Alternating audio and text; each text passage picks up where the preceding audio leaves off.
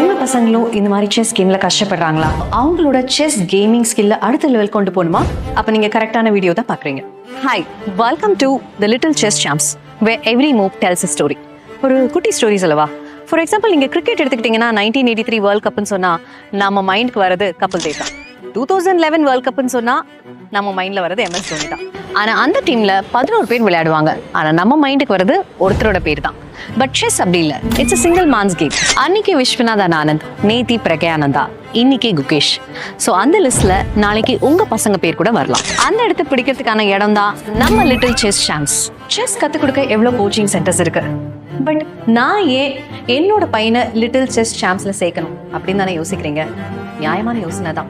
நம்ம little chess சாம்ப்ல பசங்க சந்தோஷமாவும் இந்த செஸ் கேமை இன்னும் எளிமையா ஈஸியா எப்படி விளையாடலாம்னு சொல்லி தரோம். நம்ம சுலபமான பாடங்களையும் விறுவிறுப்பான விளையாட்டையும் வச்சு செஸ்ஸோட பயணத்தை ரொம்ப சுவாரஸ்யமா கத்து தரோம். பிள்ளைங்க புத்திசாலித்தனமா யோசிக்கவும் ஆக்கப்பூர்வமாகவும் செயல்படவும், அது மட்டும் இல்லாம இந்த செஸ் கேமை ரொம்ப பிடிச்சு எப்படி விளையாடலாம் அப்படின்னு நம்ம சொல்லித்தரோம். இதுதான் நம்மளோட நோக்கமும் கூட. ஸோ இன்னைக்கு உங்க பசங்களோட ஒரு ஆக்கப்பூர்வமான விளையாட்டா நீங்க செஸ்ஸை சூஸ் பண்ணீங்கன்னா, then here it is, little chess champs. Every move tells a story.